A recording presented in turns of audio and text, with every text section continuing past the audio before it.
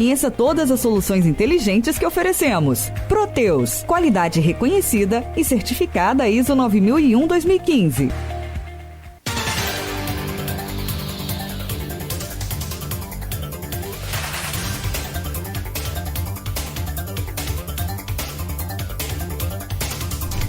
Sete horas e 35 minutos, voltamos com Folha no Ar, primeira edição, oferecimento Laboratórios Plínio Bacelar, Clínica Proteus.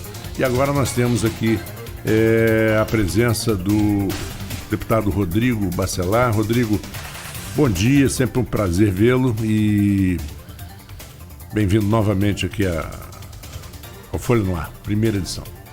Bom dia, Marcos, bom dia, meu amigo Aloysio, de longas datas. Beto, que se retirou aqui um pouquinho. Meu xará Rodrigo, fotógrafo. Rodrigo Gonçalves, conhece o Rodrigo Gonçalves? Seu filho. Eu confundo. Bom dia a todos os ouvintes da Folha FM, esse programa maravilhoso aqui, Folha no Ar, que eu estou tendo o prazer de reingressar, melhor dizendo, né, Marcão? Essa oportunidade de estar aqui mais uma vez falando com os senhores. Então agradeço mais uma vez a Aloysio pelo convite. Senhores e senhoras, hoje tem que falar dos dois gêneros, só perde voto, deputado. Agora o Rodrigo estava mostrando aqui no intervalo que é um gostador de história também, além de política. Falando que setembro é o mês das quedas, que Marco lembra do Muro de Berlim, as torres gêmeas do World Trade Center, dia Nova 11, York, né? 11 de setembro de 2001. Né? Mudou o conceito de aeroportos no mundo, né? Porque de voos, né? De voos. Há quem diga, os historiadores dizem que o século XXI começou mesmo em 11 de setembro de 2001. Essa é uma data que independe do calendário, né? Quando começou o século XXI de fato. E quem mais vai cair, deputado? Boa pergunta. Alguma sugestão, Marco? Rapaz, tem um monte de coisa que podia cair, né? Caiu o julgamento do Supremo sobre os royalties, né?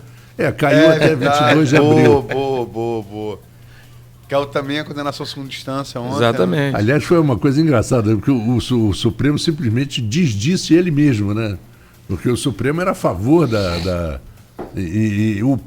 gente, o discurso há anos, o discurso passado dele defendendo a prisão de segunda instância, ontem foi mostrado amplamente. É impressionante a contradição do voto dele de ontem. Gilmar é um grande constitucionalista, não pode tirar o mérito dele. Mas... Um advogado sabe disso melhor do que nós. É um grande teórico do direito, né? Tem que se respeitar. Só que a teoria prática, né? O ministro, enfim. O que você achou Rodrigo? Primeiro, vou começar falando.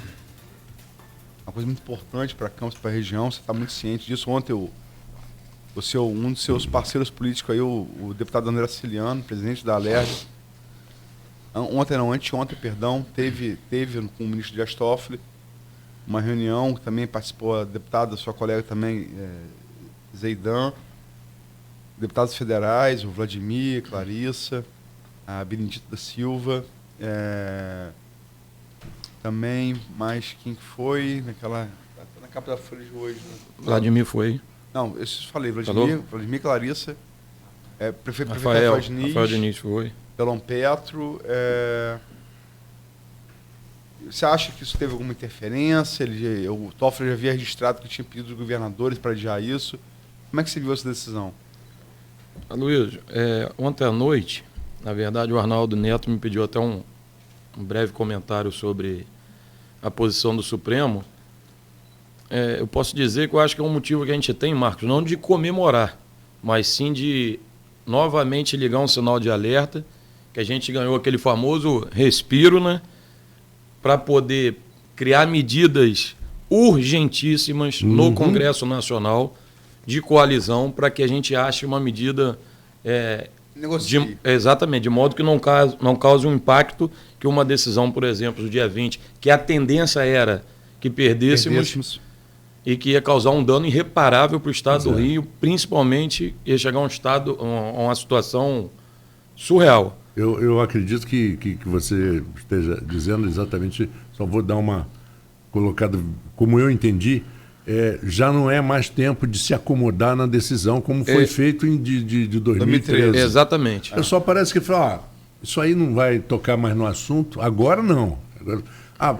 Ontem foi adiado, então ontem mesmo já tem que estar pensando. Perfeito. Né? Na verdade, anteontem perfeito. começar a fazer. Nós brasileiros temos essa cultura, infelizmente, de só Deixar correr a próxima atrás hora. quando a coisa vem chegando. Exatamente. E que, diga-se de passagem, os outros estados que, né, brigam conosco, no bom sentido da palavra, pela divisão, sustentam também um outro ponto importante de uma cultura de anos, que é a irresponsabilidade dos administradores, principalmente daqueles municípios e estados que jorravam na arrecadação em função do royalties. Então, são dois pontos. Campos é um exemplo disso, mas, repito, eu acho que a gente tem que comemorar num primeiro instante, porque foi uma decisão importante, mas passo seguinte em diante é arregaçar as mangas, unir forças. Negociar no e aqui Congresso. Quero ressaltar, Luiz, a importância. Você sabe que eu não sou um homem de meias palavras, nem de ficar agradando ninguém, mas o governador Wilson Witts teve um papel importantíssimo nisso, até pelo fato de vir da magistratura federal, um homem com excelentes relações no Poder Judiciário, em especial também, falei ontem ao telefone parabenizando, porque é uma figura que não gosta muito de aparecer, mas eu acho que a gente tem que dar jus a quem merece, que é o secretário da Casa Civil, o ex-deputado André Moura, porque no encontro na semana passada, se não me falha a memória, terça, foi o grande articulador nos bastidores de um documento onde assinaram 10 estados da federação, né, 10 estados do país, e em seguida despacharam com a ministra Carmen Lúcia na quarta, mostrando a necessidade, uma vez que estava ali representado praticamente a metade dos estados que compõem o Brasil, de ganhar um tempo para que a gente equacionasse alguma medida política, né, não tirando, por óbvio, o peso de todos os demais deputados, parlamentares estaduais, federais, da bancada do Rio de Janeiro, do governador, como eu já falei, do presidente André Ceciliano, que já foi lá umas 4, 5 vezes. Então, enfim, a importância de todos juntos. Nessa hora, eu acho que não tem que não tem ressaltar ninguém, a importância de todos. Prova a presença de Rafael Vladimir juntos. Exatamente. Né? Nessa hora, a maturidade e a responsabilidade tem que prevalecer acima da vaidade. Uhum. E, Rodrigo, qual você acha que seria o quadro porque a perspectiva de aprovação da partilha, que é aprovada pelo Congresso em 2012, ela não mudou, né? O que você acha que tem que ser feito nesses poucos meses que nos separam também de 22 de abril? Qual deve ser o acordo em que termos com os demais estados da União? Luiz, eu acho que um bom acordo... Estados e municípios, né?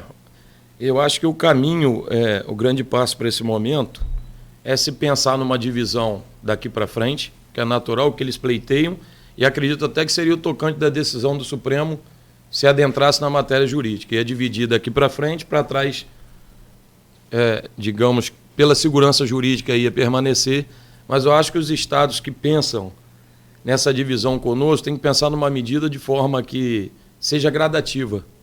Eu acho que vai ser muito difícil a gente não querer dividir. Então, se há de dividir, é melhor um bom acordo, né, do que uma briga que não tem fim. Que não tem fim e não vai ficar bom para ninguém. Estado jurídico, né? Melhor um bom acordo do que uma derrota. Exatamente. Então, eu entendo, Luiz, assim, de maneira bem simples, para que todos entendam, é que se crie algum paliativo que seja gradativo à perda ao longo de X anos, começa a dividir de certa forma bem equacionada e bem baixinho, para que o estado do Rio de Janeiro, que é o principal produtor de petróleo do país, não sofra um impacto, porque tem municípios que vão receber R$5.000, Luiz, se tiver uma nova divisão. Não faz nem cosquinha no município. Então, assim, acho injusto chegar também de uma vez, quebrar um acordo que a gente tem de mais de 3 décadas, receber na partilha e ser cerceado aí no nosso direito, porque eu entendo também que é um direito da gente.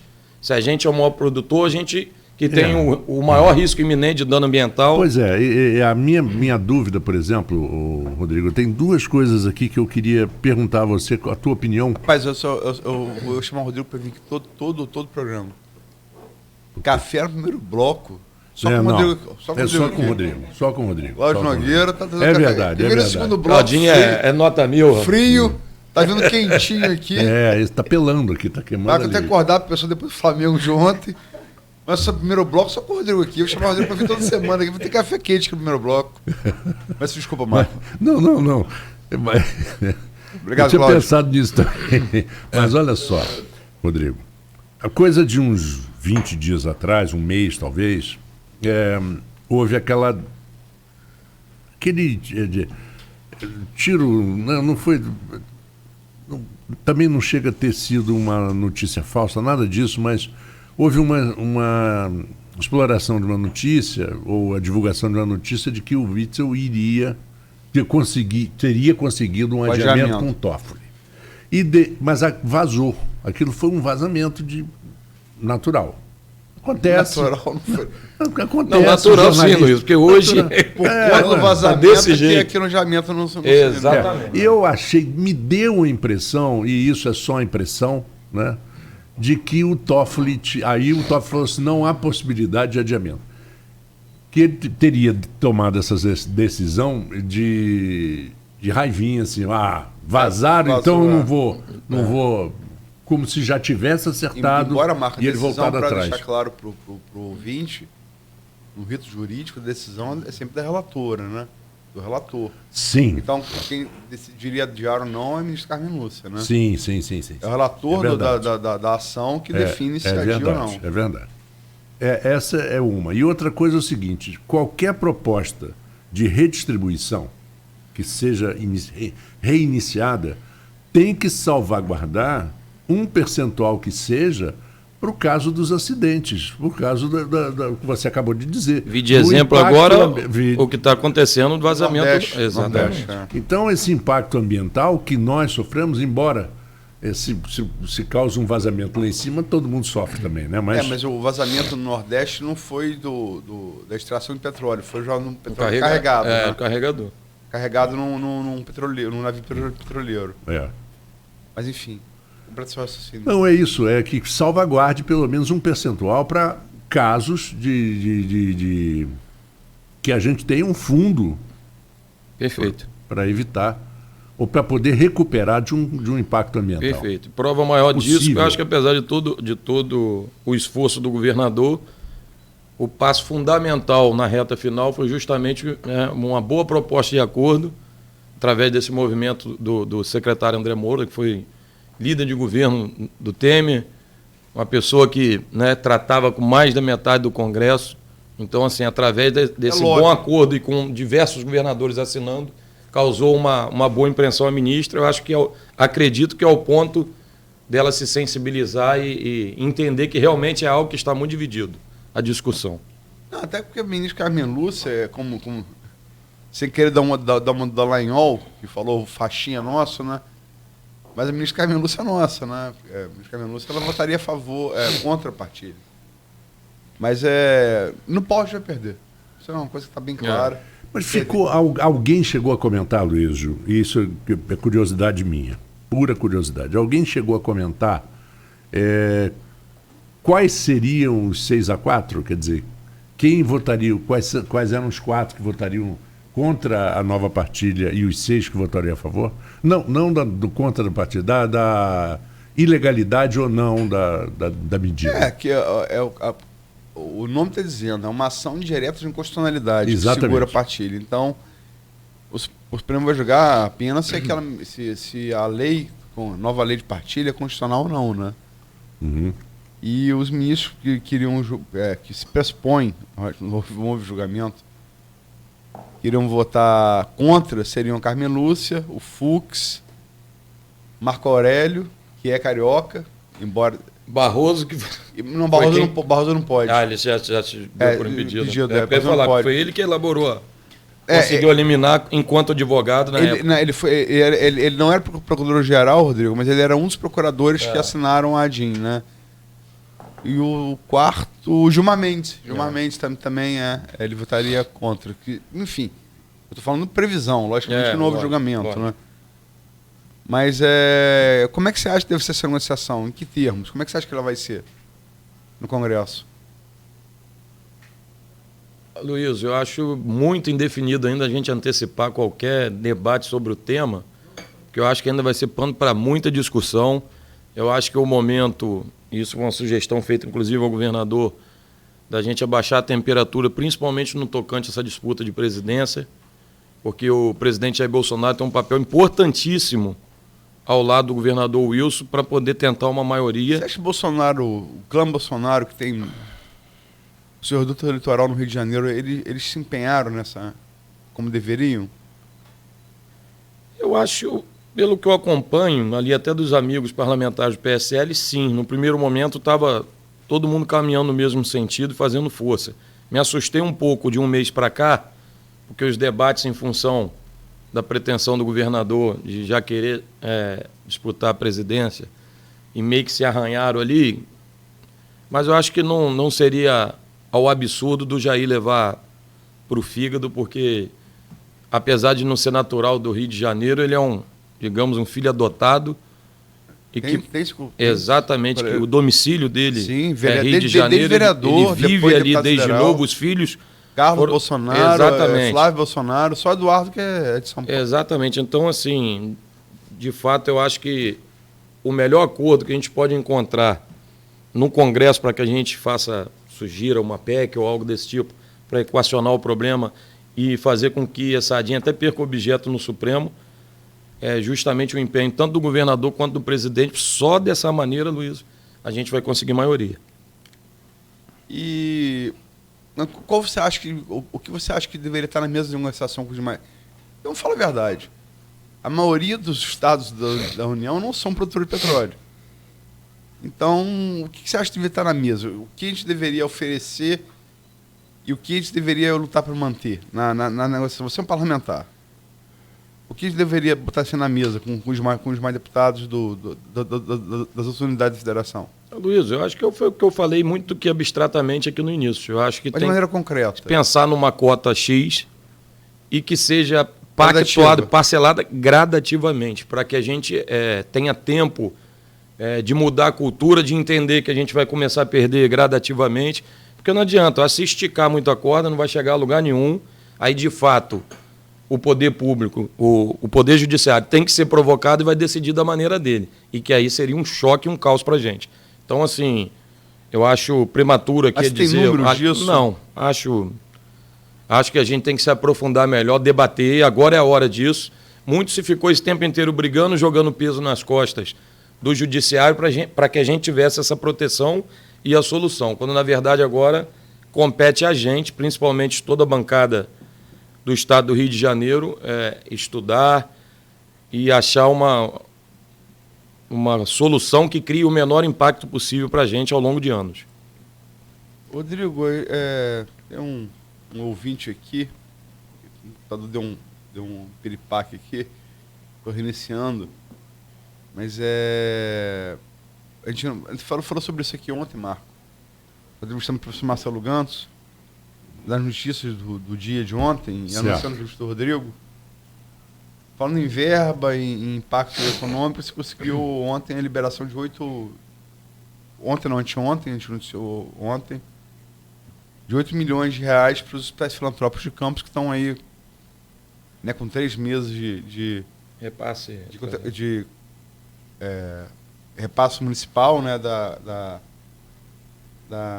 me fugiu o termo. Hospitais contratualizados? Não, que é da complementação do município a tabela do SUS paga pelo governo federal. Como é que foi? Qual a importância disso? Como é que você está vendo essa crise entre município e hospitais? Aloysio, antes de mais nada, eu quero dizer que eu fiquei muito feliz de poder ajudar de certa forma. Até gravamos um vídeo lá, porque o doutor Abdo, o doutor Geraldo Venâncio, quem respeito muito, tive a honra de trabalhar na época da Câmara, quando meu pai... Álvaro Alvim. Né, foram todos parlamentares juntos. E no vídeo eu falei isso, eu não quero ser pai de filho bonito, eu não quero... Sou uma pessoa meio avessa aos holofotes, mas aqui destaco até a importância do meu pai nesse momento, porque meu pai vinha há um mês no meu ouvido, né? E até pela leitura foi do mandou pelo WhatsApp, foi Marco. Até pela leitura de município, ele está aqui, eu estou muito lá sobrecarregado em comissões, em trabalhos. Muito experiente. Não esquecendo aqui, claro, da cidade, mas meu pai já vinha há um mês, meu filho, tem que ver alguma situação os hospitais contratualizados, está todo mundo com salário atrasado, a situação está caótica. Então, assim, a gente veio trabalhando muito nos bastidores, e aqui quero louvar mais uma vez o nosso governador, mas em especial o Cláudio Castro, que estava como governador em exercício essa semana, O vice. que foi quem bateu o martelo final. Eu mostrei para ele a importância, eu falei que não era, né, pedido para bandeira política de nada, mas sim uma necessidade. Mostrei as matérias da Folha, mostrei os relatos de internet, coloquei no telefone alguns alguns diretores dos hospitais. Mantenedores, perdão.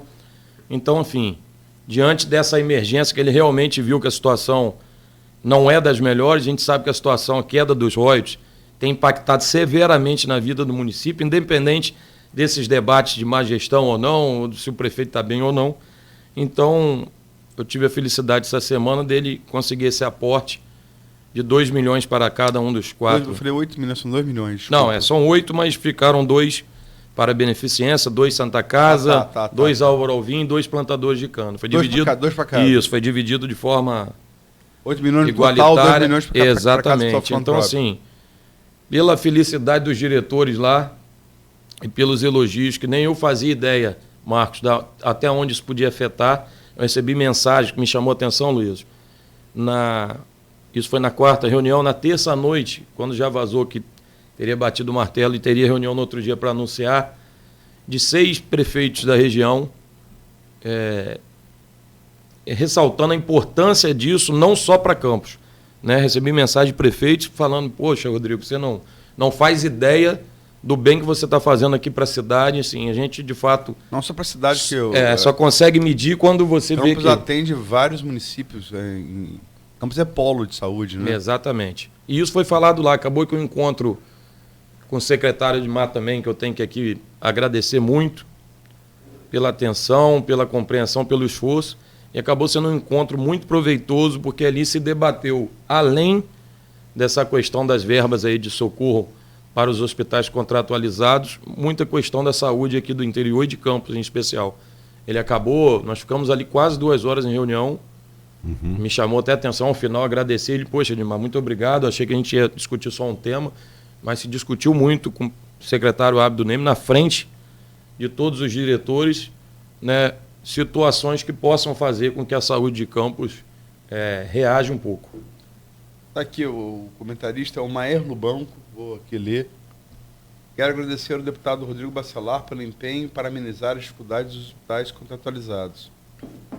Pagamentos de funcionários atrasados, atendimentos paralisando, e com essa verba de 8 milhões que você se referiu, dará um alívio imediato a quem ganha é a população. Maer Lobião. Maer Lobião. Fez aqui o registro e realmente é uma coisa muito importante. Vai dar um alívio aos hospitais. Agora, como é que você está vendo essa situação? Porque a Folha fez uma matéria há uns 2 meses, matéria da repórter José Matias, levantando assim, o que foi pago, ela pegou PE. A trimestral é maior, né? O royalties mensal, mas é maior PE, participação especial, na produção de petróleo. E sem correção pelo IPCA, valor nominal. Sem inflação, né? A prefeita Rosinha recebeu em 8 anos, na média de PE, mais de 120 milhões de média. E sem correção, tá? Valor nominal. O prefeito Rafael, em 3 anos e meio, recebeu 40 milhões de média. Quer dizer, a queda em valor nominal, sem correção, é de 1/3. Quer dizer, abrupta. Como é que você mantém a mesma folha de pagamento, os mesmos encargos, recebendo 3 vezes menos? Como é que faz essa conta? Quase que humanamente impossível, né, Luiz? Tem que ter um choque de ordem de gestão e de parte orçamentária absurda. Eu venho, nos últimos 2 meses, tentando, de toda maneira possível, ajudar o prefeito Rafael Diniz. Sim. A gente vai ter mais um aporte financeiro para a saúde de Campos. Quero aqui, de forma antecipada, e que, diga-se de passagem, são todos os parlamentares aqui da cidade pleiteando isso. Então o governo está mandando mais um aporte que deve entrar nas próximas 2 semanas, no mais tardar, acredito que na casa de mais 20 milhões de reais. Para os hospitais? Está vindo de fundo a fundo. Na verdade, eu não sei se vai vir com rubrica determinada, mas acredito que seja até meio livre, se for para custeio, investimento de equipamentos, reforma. Mas, enfim, já é um fato consumado lá, é uma demanda que todos os parlamentares ali na Assembleia, que são aqui de Campos, têm discutido, mas o governo já tem feito essa sinalização, socorrendo alguns municípios. Então, enfim, dentre outros programas, a gente vai ter o Limpa Rio aqui no dia 21, vai limpar alguns canais aqui da cidade. Então, enfim, porque esse é o papel da gente enquanto parlamentar. Então, tem tentado falar isso com o prefeito Rafael, de que forma a gente está podendo ajudar ou tentar equacionar, minimizar o sofrimento da população. Mas realmente o que você falou, 120 para 40. Perdão. E se pensar ainda que o último governo municipal ainda antecipou e fez empréstimo. 3 empréstimos. Né? 3 empréstimos, quem paga a conta realmente é quem está no exercício do mandato hoje. E ainda considero mais, o próximo prefeito de Campos, Beto, que vai assumir, ainda vai pagar uma conta severa sobre essa queda abrupta, que a gente pode, acho, classificar, assim, adjetivar assim, que a gente vem sofrendo no repasse dessa participação. Então, assim, tem que ter muito critério. Eu não posso falar, eu não seria leviano aqui de adentrar nessa parte das contas municipais, que é algo que a gente tem que ver realmente, para de repente falar, eu sugiro isso aqui, ou você está errando aqui, e tenta mais que de toda a sorte, ainda que você seja um gênio de parte contábil, realmente todo mês é o vermelho batendo na porta. É gênio, mas não é mágico. Exatamente. Né? Boa, mano. Uma coisa é ser gênio, outra coisa é o milagre, né, mano? Milagre. Bom, são 8h01, nós faremos um pequeno intervalo agora. Eu juntei 2 breaks para a gente ter agora, a partir de 8 horas, a partir de 8h03, 4, quando voltarmos, um tempo até o final do programa para conversar, sem break. Vamos até então 8h30, 8h30, 8h40 para conversar com o Rodrigo. Se quiser até 1 hora, não tem problema não. Até 1 da tarde? Se você pagar o almoço para todo mundo, tá tudo certo, não tem problema. Valeu, gente. Olha, daqui a pouquinho nós voltamos com Folha no Ar, primeira edição. Sabe por quê? A gente escolhe o Issensa? Aqui a gente experimenta e